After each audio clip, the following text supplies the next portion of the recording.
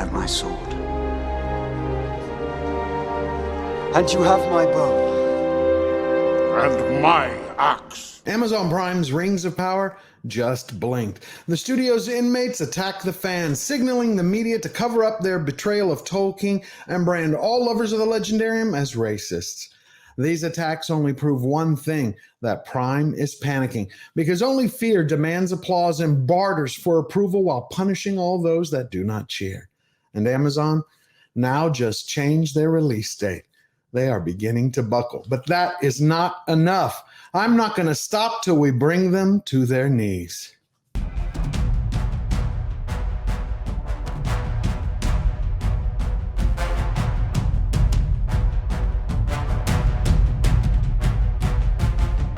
And welcome, Slayer Nation. I hope you're all having a phenomenal day, my friends.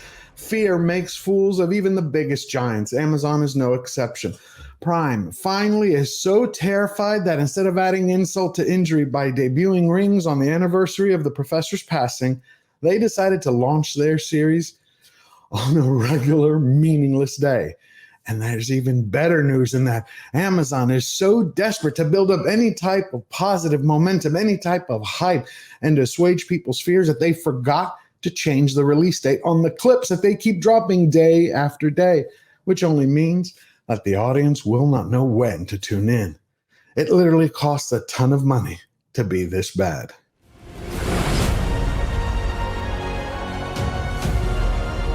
It waits.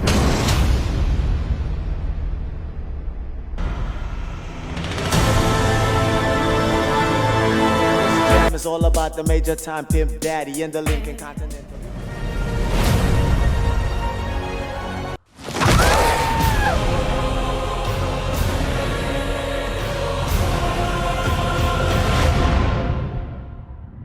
You're what the French call les incompetents. What? But there's more. Prime's very own prima donna went full Kathleen Kennedy. Anyone sending hate to my black castmates, get off my page, get off the internet, and shut up. Shut the fuck up. Thank you, Morfydd. Thank you for outing yourself as nothing but an incompetent racist who knows absolutely zero about Tolkien and even less about Arda. You want to persuade people that all those who honor the professor's mythological masterpiece and respect and love his canon are white, and all those who are white despise people of color? Let me clue you in, madam. The fellowship is made up of people from all walks of life, all cultures, all customs, all countries and ideologies and political beliefs. It is grand in scale and timeless in scope and is welcoming to one and all. But I sincerely thank you, Miss Clark, for giving us the perfect example of everything that is wrong with this production. And if what Morbid just said insulted you, if you want to fight back and defend Tolkien's beloved Legendarium, then smash that subscribe button down below, sound the horns, and grow the fellowship so that on September 1st, we can all cancel Amazon's finger-painted fantasy fiasco series. We got a lot of work ahead, boys. Now, Morfydd wasn't the only one who tried to stake a claim to a higher moral ground. You had Lindsay Weber. Weber is more direct. We're all up for criticism, she says. We're not up for racism. Well, who is? No one in the fellowship is racist. We just love the source material, but you already knew that. But I'm curious. I have a question, Miss Weber. If you're so in alignment with Amazon's diversity, equity, and inclusion policies, their DEI memorandums, just as Morfydd is, why don't you, JD, Morfydd, and the rest of the majority of your cast all give up your jobs happily to a more diverse crew? No answer? I'm not going to say anything? Not a problem. I think everyone deserves to meet a few members of your Amazon family.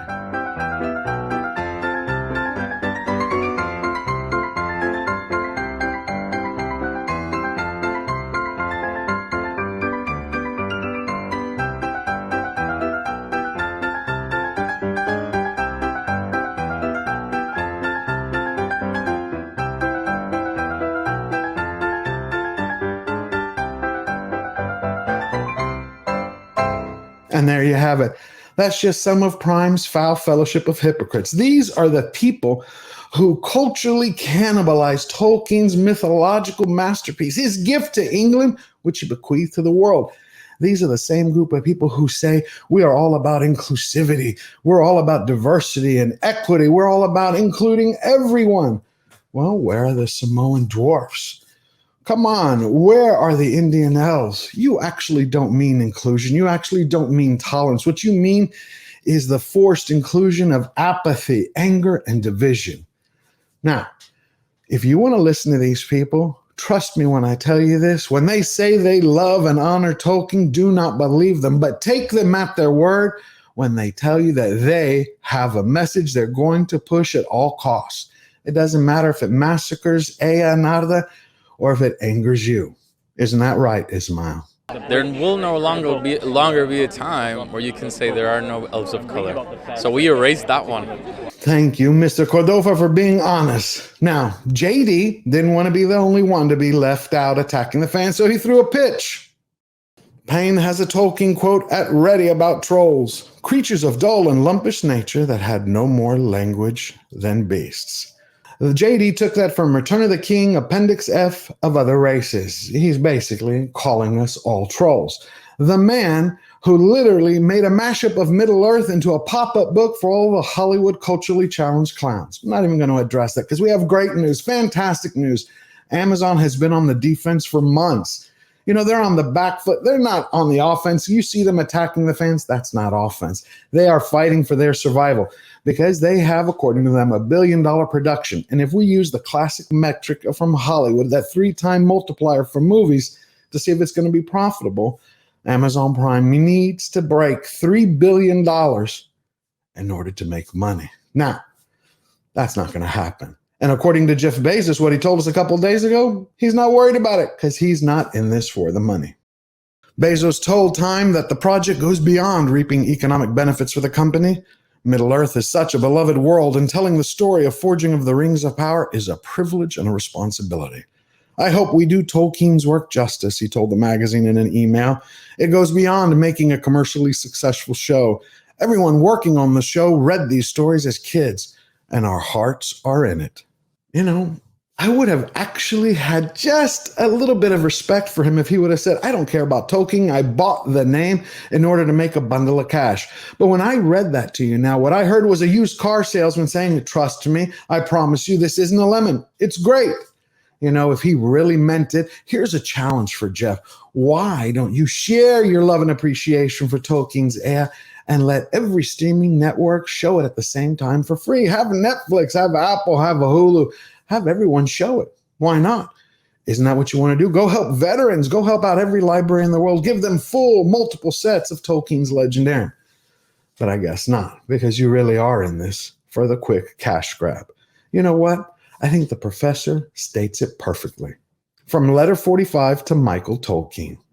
Commercialism is a swine at heart. Rings happens to be the single biggest bigoted production I've ever seen. Prime believes they're true Amazon warriors. If they're going to put us on the defensive by using an old tactic of calling us and branding us ists and phobes, that we are going to silently submit or crouch our heads down. But we're not going to do it. We're not taking the bait. We're not falling for the trap. We are moving forward because we know that Rings of Power is brought to you by two guys who couldn't even secure credit in their mentors, J.J. Abrams' Star Trek Beyond. So we have something to say. We're going to lead by example because the fellowship is on the march and you're going to hear us roar. We never bow down. We never bend the knee. Firmly defiant. Step up, stand tall, and get living your best life now, always forward.